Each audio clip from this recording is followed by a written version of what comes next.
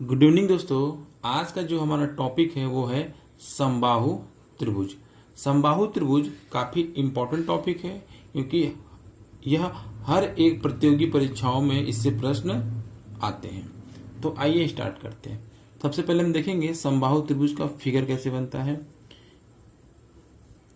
समबाहु त्रिभुज का फिगर आपका वह त्रिभुज जिसकी तीनों भुजाएं आपस में क्या होती हैं, बराबर होती है। वह त्रिभुज जिसकी तीनों भुजाएं आपस में बराबर होती हैं उस त्रिभुज को हम लोग क्या कहते हैं, समबाहु त्रिभुज।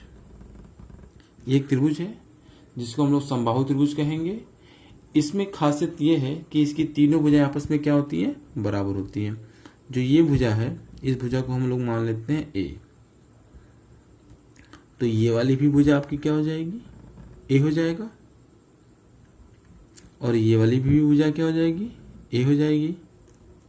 यानी वह त्रिभुज जिसकी तीनों भुजाएं आपस में बराबर हो उसे समबाहु त्रिभुज कहते हैं। और इसके जो प्रत्येक कोण होते हैं 60 डिग्री के होते हैं। इसके जो प्रत्येक कोण होते हैं वो कितने डिग्री के होते हैं, 60 डिग्री के होते हैं।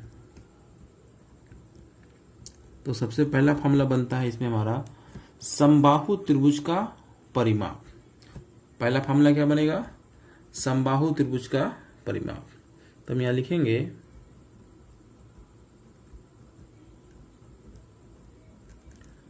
समबाहु त्रिभुज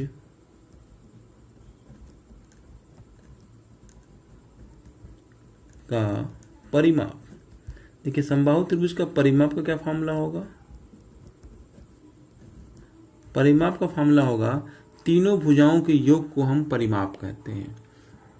तो पहली भुजा ए, दूसरी भुजा ए, तीसरी भुजा भी ए, तो तीनों भुजाओं का योग हो जाएगा हमारा क्या, 3a। ठीक। अब हम देखेंगे समबाहु त्रिभुज का क्षेत्रफल का फार्मूला। ठीक है। दूसरा हमारा फार्मूला बनेगा समबाहु त्रिभुज के क्षेत्रफल का फार्मूला। समबाहु त्रिभुज के क्षेत्रफल का फार्मूला हमारा है करनी में 3/4, करनी में 3/4 इंटू भुजा का स्क्वायर। ये हमारा क्या हो जाएगा, समबाहु त्रिभुज के क्षेत्रफल का फार्मूला हो जाएगा।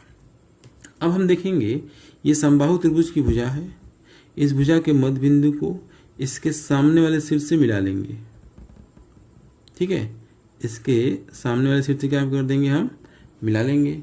तो जो ये रेखा है इसे हम कहेंगे समबाहु त्रिभुज की ऊंचाई। इसे हम लोग बोलेंगे समबाहु त्रिभुज की ऊंचाई और इसे हम लोग h से डिनोट करेंगे। तो हमारा नेक्स्ट फार्मूला बनता है समबाहु त्रिभुज की ऊंचाई का। किसका फार्मूला बनेगा, समबाहु त्रिभुज की ऊंचाई का फार्मूला। समबाहु त्रिभुज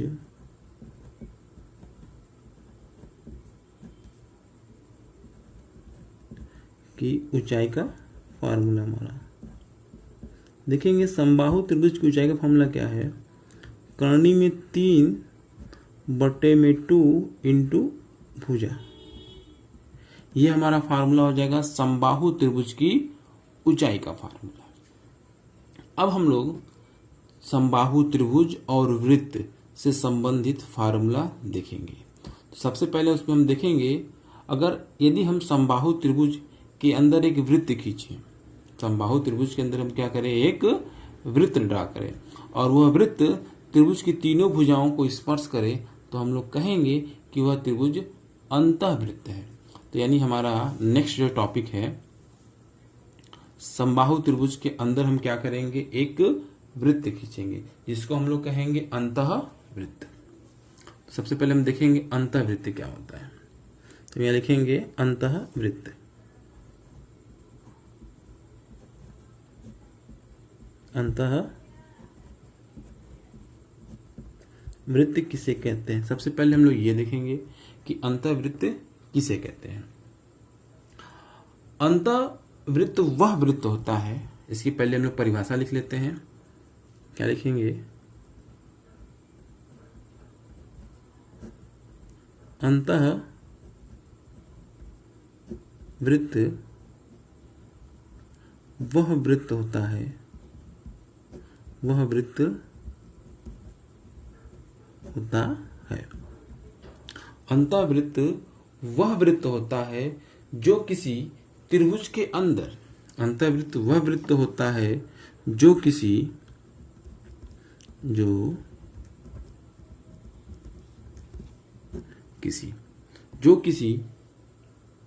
त्रिभुज के अंदर, कहां पे? त्रिभुज के अंदर,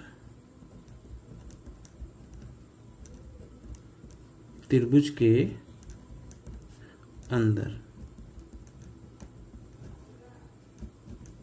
जो किसी त्रिभुज के अंदर बनाया जाता है। त्रिभुज के अंदर क्या किया जाता है?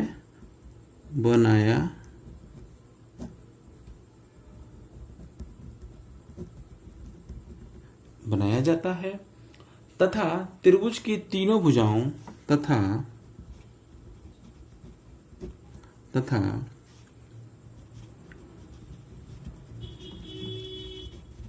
त्रिभुज की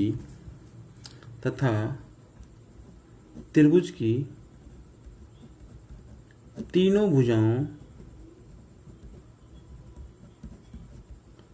तथा त्रिभुज की तीनों भुजाओं को तथा त्रिभुज की तीनों भुजाओं को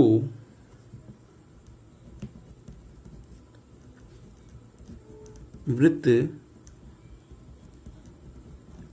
स्पर्श करता है, वृत्त स्पर्श करता है। देखिए, इसको हम फिगर के माध्यम से बताते हैं और उस पर आधारित फार्मूला, जो कि इससे संबंधित बहुत सारे एग्जाम में क्वेश्चन बने हुए हैं। देखिए, हमने कि त्रिभुज ड्रा किया, ठीक है। इस त्रिभुज के अंदर बोला ना, अंतःवृत्त वह वृत्त होता है जो किसी त्रिभुज के अंदर बनाया जाता है। तो हम यहां कर लेते हैं, इस त्रिभुज के अंदर हम एक वृत्त बना लेते हैं जो त्रिभुज की तीनों भुजाओं को स्पर्श कर रहा है, जो त्रिभुज की क्या कर रहा है? तीनों भुजाओं को स्पर्श कर रहा है, ठीक है। अब देखेंगे ये त्रिभुज की क्या है? भुजा है ए, ठीक, और ये अंतःवृत्त है। ये जो वृत्त बना है, इस वृत्त को क्या कहा जाएगा? अंतःवृत्त कहा जाएगा।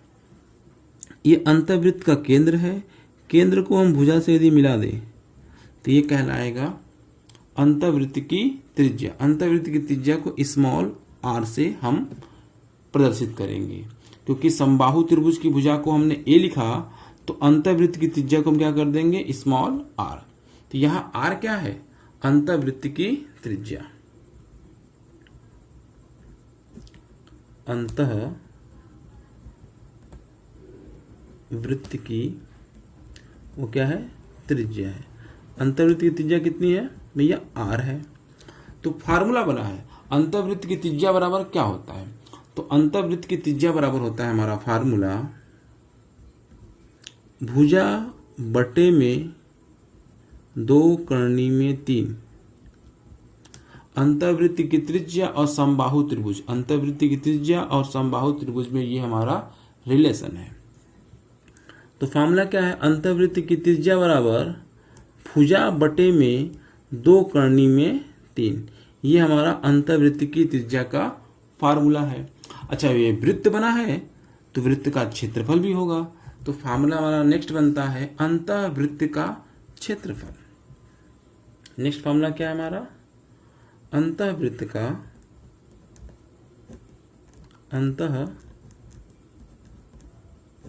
का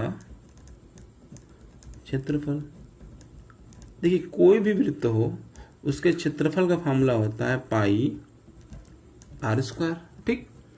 वृत्त का क्षेत्रफल का फार्मूला होता है पाई r स्क्वायर।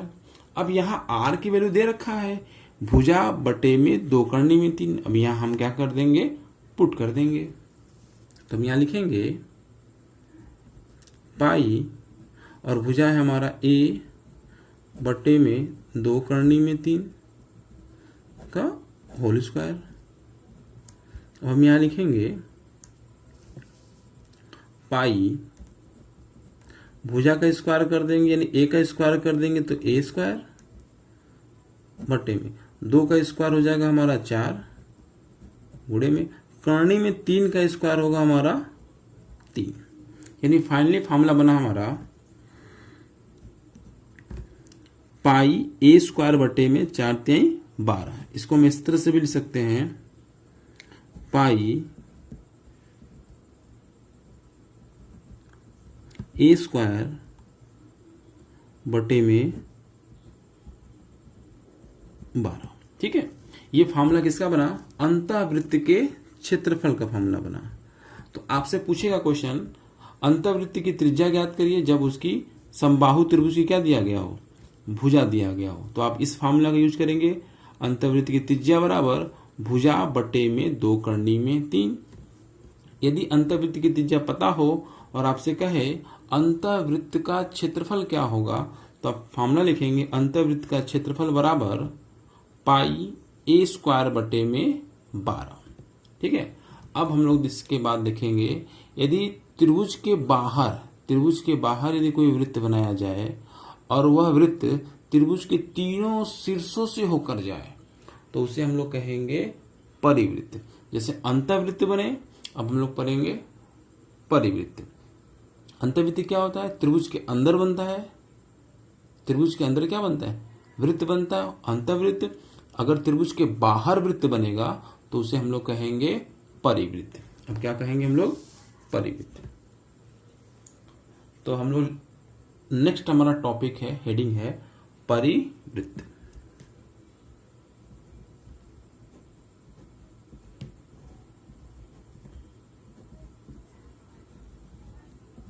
देखिए परिवृत्त किसे कहते हैं? जैसे हमने अंतःवृत्त को समझा वैसे ही हम इसको परिवृत्त को समझेंगे। परिवृत्त वह होता है, लिखेंगे हमने यहाँ परिभाषा इसकी, परिवृत्त वह वृत्त होता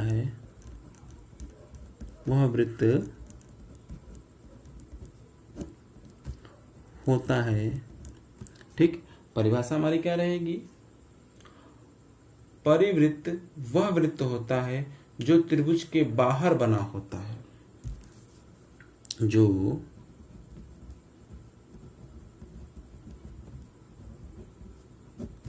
त्रिभुज के बाहर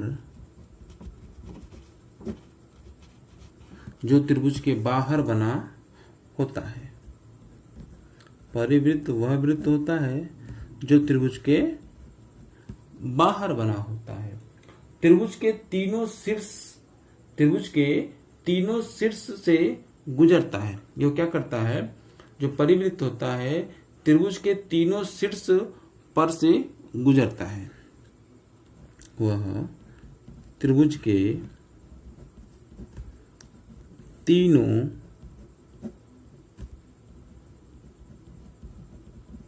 शीर्ष पर से क्या करता है? गुजरता है।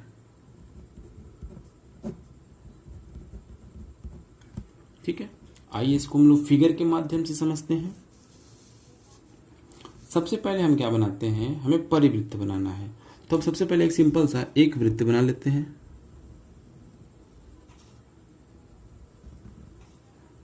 थोड़ा इससे बनाने में आसान हो जाएगा, इसीलिए हम लोग पहले क्या किए, एक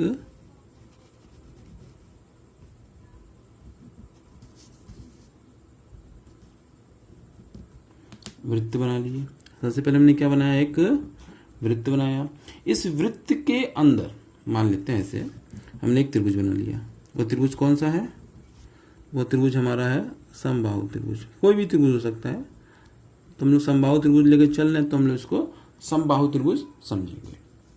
हमने कहा परिवृत्त वह वृत्त होता है जो त्रिभुज के बाहर, देखिए मान लीजिए त्रिभुज है, ठीक है, ये त्रिभुज एक समबाहु त्रिभुज हो गई जिसकी भुजा हो गई ए और ए। त्रिभुज के तीनों शीर्ष पर से गुजरता है। देखिए त्रिभुज की ये पहला शीर्ष, ये दूसरा शीर्ष और ये तीसरा शीर्ष। वह त्रिभुज के तीनों शीर्ष से होकर गुजरेगा तो उसे हम लोग कौन से वृत्त कहेंगे? परिवृत्त कहेंगे। ठीक, अब आता है ये वृत्त का केंद्र है। ये वृत्त का क्या है? केंद्र है। केंद्र को वृत्त से अगर हम मिला दें तो ये हो जाएगा परिवृत्त की त्रिज्या। ये क्या कहलाएगा? परिवृत्त की त्रिज्या। अच्छा, हम परिवृत्त की त्रिज्या को कैपिटल आर से दिखाएंगे। किसे दिखाएंगे? कैपिटल आर से। तो हम यहां लिखेंगे परिवृत्त की त्रिज्या क्या हो जाएगी हमारी? परिवृत्त की त्रिज्या को हम कैपिटल आर से दिखाएंगे। और परिवृत्त की त्रिज्या और समबाहु त्रिभुज की भुजा, परिवृत्त की त्रिज्या और समबाहु त्रिभुज की भुजा में एक रिलेशन होता है, एक फार्मूला होता है। परिवृत्त की त्रिज्या बराबर समबाहु त्रिभुज की भुजा, समबाहु त्रिभुज की भुजा बटे में कर्णी में 3। ठीक, अब नेक्स्ट फार्मूला बनता है तो परिवृत्त का क्षेत्रफल क्या होगा। तो हम लोग देखेंगे कि परिवृत्त के क्षेत्रफल का क्या फार्मूला बनता है। तो हम लोग जानते हैं वृत्त के क्षेत्रफल का फार्मूला होता है पाई आर स्क्वायर। तो परिवृत्त के क्षेत्रफल का फार्मूला हो जाएगा पाई आर स्क्वायर, और कैपिटल आर का मान हम वहां रख देंगे तो हमें परिवृत्त के क्षेत्रफल का फार्मूला क्या हो जाएगा? मिल जाएगा। आइए उसको लिखते हैं हम लोग। परिवृत्त का क्षेत्रफल। ठीक है, जो हमारा नेक्स्ट फार्मूला है परिवृत्त के क्षेत्रफल का फार्मूला। तो वृत्त है ना, तो वृत्त का फार्मूला हो जाएगा पाई आर स्क्वायर। ठीक है, तो हम यहाँ लिखेंगे पाई, कैपिटल आर की वैल्यू है a अपान में √3, तो यहाँ लिखेंगे हम a अपान में √3 का क्या? Whole square. फार्मूला बनेगा हमारा पाई, a का स्क्वायर करेंगे तो a स्क्वायर बटे में कर्णी में 3 का स्क्वायर क्या हो जाएगा हमारा? 3। यही हमारा क्या है? फार्मूला। अगर परिवृत्ति की त्रिज्या पूछेगा तो आपका फार्मूला क्या है? भुजा बटे में कर्णी में 3। और परिवृत्ति के क्षेत्रफल का फार्मूला पूछा जाएगा तो आप कहेंगे पाई a स्क्वायर बटे में 3। परिवृत्ति के क्षेत्रफल का फार्मूला हो जाएगा पाई a स्क्वायर बटे में 3। यहाँ a क्या है? यहाँ a है समबाहु त्रिभुज की भुजा। यहाँ a क्या है? a जो है आपका समबाहु त्रिभुज की भुजा है। ठीक, हमने यहाँ 3 फार्मूला देखे। पहला समबाहु त्रिभुज का, पहला हमने फार्मूला देखा समबाहु त्रिभुज संबंधित फार्मूले। समबाहु त्रिभुज का परिमाप 3a होता है। समबाहु त्रिभुज का क्षेत्रफल कर्णी में 3 बटे में 4 भुजा का स्क्वायर होगा। समबाहु त्रिभुज की ऊंचाई कर्णी में 3 बटे में 2 इंटू भुजा। इसके बाद हमने देखा अंतःवृत्त। इसके बाद हमने क्या देखा? अंतःवृत्त। तो अंतःवृत्त की त्रिज्या का फार्मूला हो जाएगा भुजा बटे में 2 कर्णी में 3। और अंतःवृत्त के क्षेत्रफल का फार्मूला हो जाएगा पाई a स्क्वायर बटे में 12। ठीक, अब हमने पढ़ा परिवृत्त। हमारा जो नेक्स्ट टॉपिक था वो था परिवृत्त। परिवृत्त क्या है? परिवृत्त की त्रिज्या हो जाएगी भुजा बटे में कर्णी में 3। और परिवृत्त का क्षेत्रफल हो जाएगा हमारा पाई a स्क्वायर बटे में 3। आज का ये हमारा पहला क्वेश्चन है। यदि एक समबाहु त्रिभुज का शीर्ष लंब 12 कर्णी में 3 सेंटीमीटर है तो उसका क्षेत्रफल कितना होगा? यहां पर आप देखेंगे समबाहु त्रिभुज का शीर्ष लंब दिया है। शीर्ष लंब हम समबाहु त्रिभुज की ऊंचाई को कहते हैं। किसको कहते हैं? ऊंचाई को हम लोग बोलते हैं।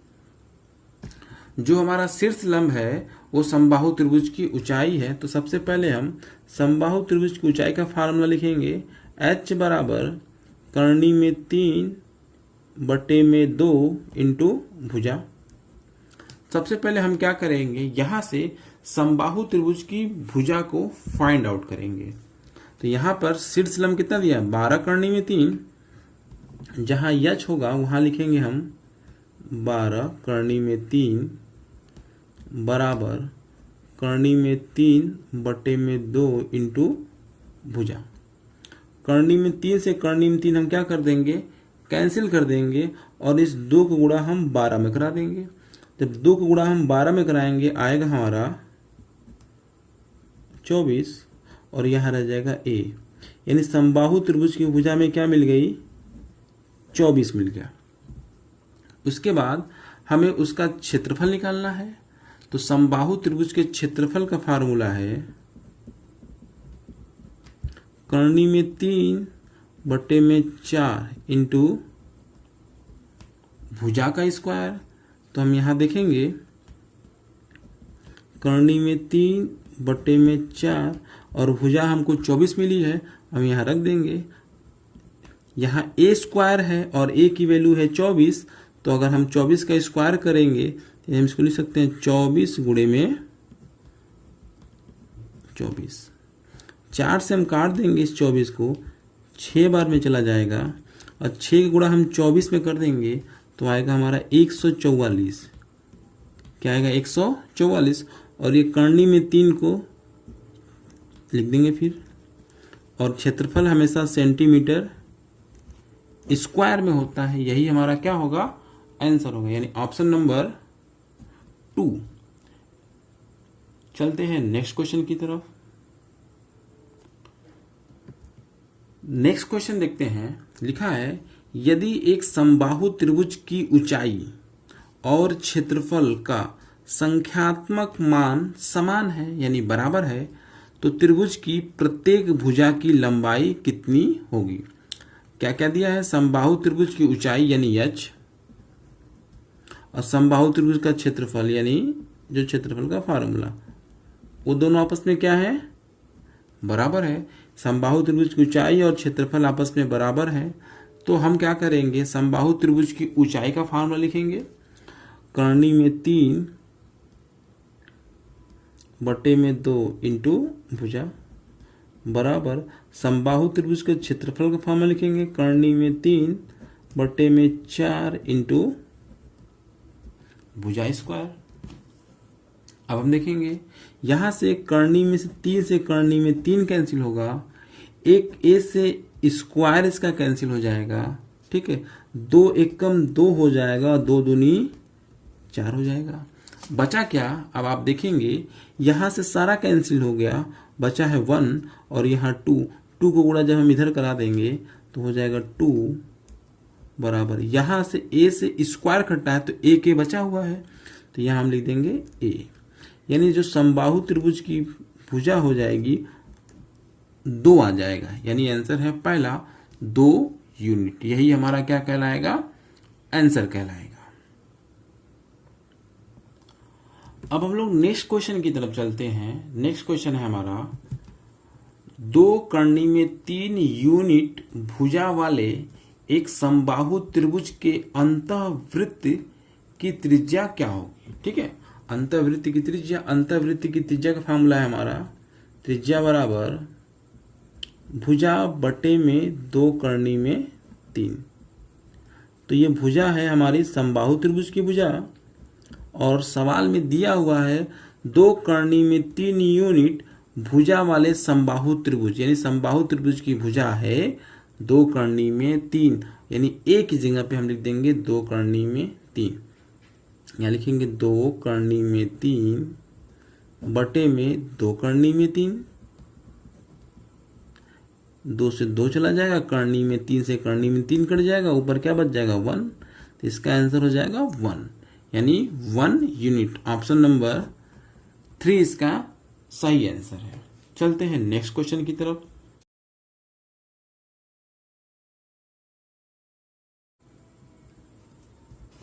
चलते हैं नेक्स्ट क्वेश्चन की तरफ। यदि किसी समभुज, क्या दिया है, समभुज त्रिभुज, समभुज माने समान भुजा वाली त्रिभुज, यदि किसी समभुज त्रिभुज की आंतरिक त्रिज्या कर्णी में 3 सेंटीमीटर है तो उस त्रिभुज का परिमाप बताइए। यहाँ जो समभुज त्रिभुज बोला है यानी इसे समबाहु त्रिभुज भी हम कह सकते हैं। कह सकते हैं क्या, वो समबाहु त्रिभुज ही है। यानी जिसकी तीनों भुजाएं क्या होनी चाहिए, सम होनी चाहिए, उसे हम समबाहु त्रिभुज कहते हैं। तो समबाहु त्रिभुज की आंतरिक त्रिज्या यानी समबाहु त्रिभुज के अंदर एक वृत्त है, उस वृत्त की त्रिज्या दिया है कर्णी में 3 सेंटीमीटर। तो उस त्रिभुज का परिमाप बताना है। तो सबसे पहले हम समबाहु त्रिभुज के आंतरिक त्रिज्या का फार्मूला लिखेंगे। तो त्रिज्या बराबर हमारा है भुजा बटे में 2 कर्णी में 3। ठीक, अब हम देखेंगे समबाहु त्रिभुज की त्रिज्या कितनी दी हुई है, √3। तो यहां लिख देंगे त्रिज्या की जगह पे हम √3 बराबर a बटे में 2√3। अब हम क्या करेंगे, 2√3 का गुणा हम इधर करा देंगे। तो √3 में किससे गुणा कराएंगे, 2√3 से, बराबर इधर हो जाएगा हमारा a। √3 का गुणा जब हम √3 में करते हैं आता है 3 इंटू ये 2 हो जाएगा, बराबर हमारा a, यानी जो भुजा हो जाएगी हमारी 3 दूनी 6। समबाहु त्रिभुज की भुजा में क्या मिल गया, 6 मिल गया। अब हमें त्रिभुज का परिमाप बताना है। तो समबाहु त्रिभुज के परिमाप का क्या फार्मूला होता है, समबाहु त्रिभुज के परिमाप का फार्मूला होता है 3a। 3 लिख लीजिए, a की वैल्यू देखिए हमने फाइंड आउट किया है 6, यहां लिख देंगे 6। 3 का मल्टीप्लाई 6 में कर देंगे या 3 का गुणा हम 6 में कर देंगे, हो जाएगा हमारा क्या 18 सेंटीमीटर। ऑप्शन नंबर पहला। देखिए नेक्स्ट क्वेश्चन क्या है, नेक्स्ट क्वेश्चन काफी इंपॉर्टेंट है। यदि एक समबाहु त्रिभुज की परित्रिज्या 10 सेमी हो तो उसकी अंत त्रिज्या की माप कितनी होगी। यानी परिवृत्त की त्रिज्या दिया हुआ है और आपसे अंतःवृत्त की त्रिज्या पूछ रहा है। वह त्रिभुज कौन सा है, समबाहु त्रिभुज है। समबाहु त्रिभुज की परित्रिज्या दिया है और आपसे अंत त्रिज्या पूछ रहा है। आसान है, जब हम परिवृत्त की त्रिज्या का फॉर्मूला लिखेंगे, क्या लिखेंगे,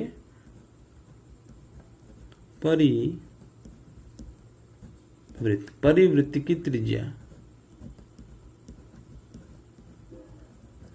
परिवृत्त की त्रिज्या का फार्मूला होता है भुजा बटे में कर्णी में 3। ठीक है, परिवृत्त की त्रिज्या का यही फार्मूला होता है। और त्रिज्या दिया है ना 10 सेमी, क्या दिया है 10 सेमी। तो यानी परिवृत्त त्रिज्या 10 सेमी है, तो हम इसके बराबर लिख देंगे 10। और √3 का गुणा जब हम 10 में कराएंगे तो a बराबर हो जाएगा 10 में किससे गुणा कराया, √3 से, तो 10 √3 लिख देंगे। तो हमें समबाहु त्रिभुज की क्या मिल गई, समबाहु त्रिभुज का हमें भुजा मिल गया। हमें निकालना अंतःवृत्त की त्रिज्या। तो सबसे पहले हम यहां लिखेंगे अंतःवृत्त की त्रिज्या का फार्मूला। अंतःवृत्त की त्रिज्या, अंतःवृत्त की त्रिज्या का फार्मूला अभी हमने बताया ही है। फार्मूला है भुजा बटे में 2 कर्णी में 3। और हमने देखिए भुजा फाइंड आउट कर लिया है 10 कर्णी में 3। यहाँ लिखेंगे 10 कर्णी में 3 बटे में 2 कर्णी में 3। कर्णी में 3 से कर्णी में 3 कैंसिल हो जाएगा, 2 के टेबल में 10 5 बार में आएगा, तो ये हो जाएगा हमारा 5 सेमी। अंतःवृत्त की त्रिज्या कितनी हो जाएगी, 5 सेमी हो जाएगी। यानी ऑप्शन नंबर पहला।